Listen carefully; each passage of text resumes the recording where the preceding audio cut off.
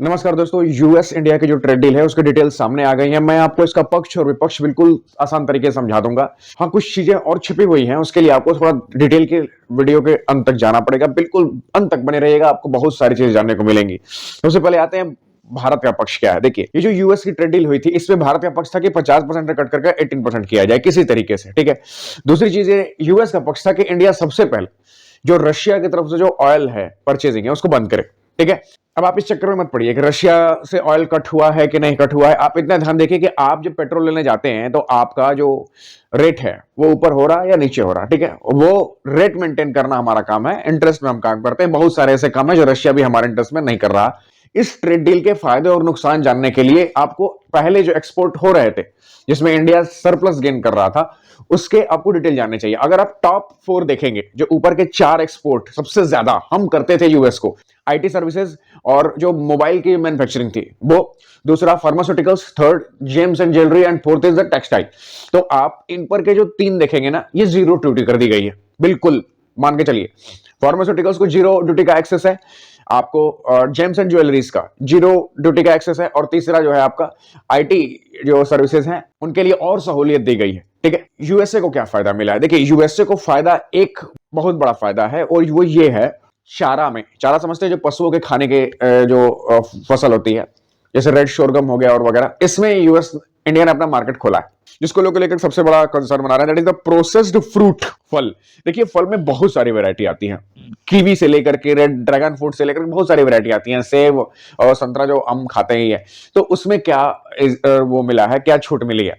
कुछ लोग इसमें 2 चीजों को टारगेट कर रहे हैं, एक एप्पल को, जो वॉशिंगटन एप्पल होता है वो, और एक कैलिफोर्निया का जो डायमंड है उसको। देखिए, 2019 में भारत के ऊपर यूएसए ने स्टील टैरिफ लगाए थे, मतलब जो स्टील हम बेचते थे यूएसए में उस पर टैरिफ लग गए थे। तो भारत ने रिटेलियरी टैरिफ लगाया था, रिटेलिएटेड टैरिफ जो उसको कहते हैं, जवाब में जो टैरिफ लगाया था वो एप्पल पर लगाया था, बादाम पर लगाया था, अखरोट पर लगाया था। मतलब ये 50% टैरिफ के अलावा 20% था। तो उसी 20% को रिटेलिएटेड को भारत ने कट किया है। 50% आपको कट नहीं, आपको अभी भी मार्केट में जो यहां के किसान का सेब है वो उससे महंगा ही सेब मिलेगा यूएसए के मार्केट का।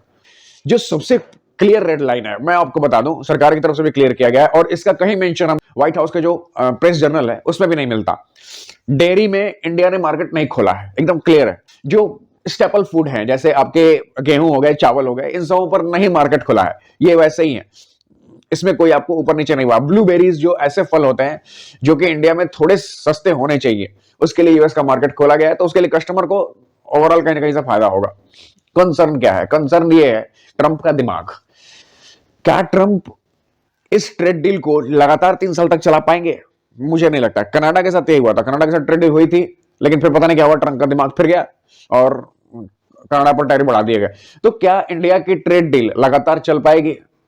अब इस ट्रेड डील का पूरा जो टाइमलाइन है, आप एक बार इसको पॉज करके देख लीजिएगा।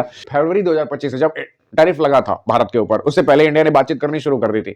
तो फरवरी 2025 से लेकर के पूरा 1 साल बीत गया, फरवरी 2026 में जाकर के डील पक्की हुई है। फिर अमेरिका ने ये एक्सेस किया क्यों? देखिए, तुरंत अभी हाल ही फिलहाल यूरोप से ट्रेड डील हुई है। अगर ये यूएस और ट्रंप ये बात अच्छी तरह से जानते हैं कि अगर ट्रेड डील नहीं भी होती तो भी इंडिया का काम चल जाता। हमारा जो एक्सपोर्ट है अब तो धड़ाल्ले से बढ़ेगा, बहुत तेजी से बढ़ेगा, बढ़ता, लेकिन स्पीड और कम होती। यूएस इसको जानता था। यूरोपियन यूनियन के साथ ट्रेड डील करके भारत ने बहुत बड़ा मास्टर स्ट्रोक खेला। मेरा जो कंसर्न है वो जेम्स एंड ज्वेलरी को लेकर था। देखिए, सूरत के जो व्यापारी हैं, जो डायमंड और वगैरह जो प्रेसियस मेटल को कट करते हैं, उनको खरीदने के लिए ना परचेजिंग पावर चाहिए, पैसे वाले लोग चाहिए, और वो सिर्फ 2 ही वेस्ट, एक यूएसए के पास है और एक यूरोपियन यूनियन के पास है। यूरोप वालों के पास अभी भी थोड़ा कम है, यूएसए के पास बहुत ज्यादा है।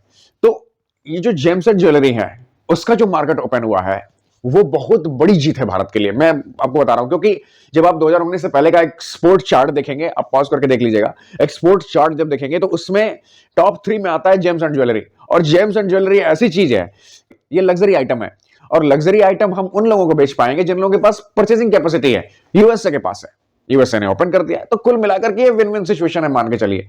ये जो ट्रेड डील समझौता है, मुझे इसकी लॉन्गेविटी पर, मुझे इसके लगातार बने रहने पर ही शक है, और शक इंडिया की वजह से नहीं है, ट्रंप की वजह से, क्योंकि ट्रंप की हरकतें ऐसी। अच्छा, कुछ लोगों का कहना है कि पहले तो क्या ही कर लिया, 0% पहले टैरिफ लगते थे, वहां पे 18% दे रहे हैं। तो आप ये देखिए ना कि दुनिया का कौन सा ऐसा देश है जो टैरिफ नहीं पे कर रहा है? Pakistan, Bangladesh, China, south Korea, Vietnam, कौन ऐसा देश है जो टैरिफ नहीं पे कर रहा है? तो अब के सिनारियो में काउंट करिए ना आप कि बाकी देशों से आपका टैरिफ कितना कम है। जाहिर सी बात है कम है। इवन बांग्लादेश तो लल्ला है यूएसए के, उसके बावजूद भी अब ट्रेड डील भले उनकी हो जाए वो बात की बात, लेकिन अभी तो फिलहाल हमारा ही कम है, तो हमारे मार्केट को ज्यादा एक्सेस मिलेगा। तो आने दीजिए ना, मैदान में आइए। अभी आप यूएस ट्रेड डील अभी धीरे धीरे खुलेगी, इतना मत हड़बड़ाइए। इतना मान के चलिए, अगर साल भर का टाइम लगा है, जरूर इंडिया ने बहुत तगड़ा नेगोशिएशन किया। ट्रंप बहुत हार्डकोर बिजनेसमैन है, ठीक है। चलिए, हमारे यहाँ जुगाड़ बहुत फेमस है जो ट्रंप के समझ में नहीं आएगी।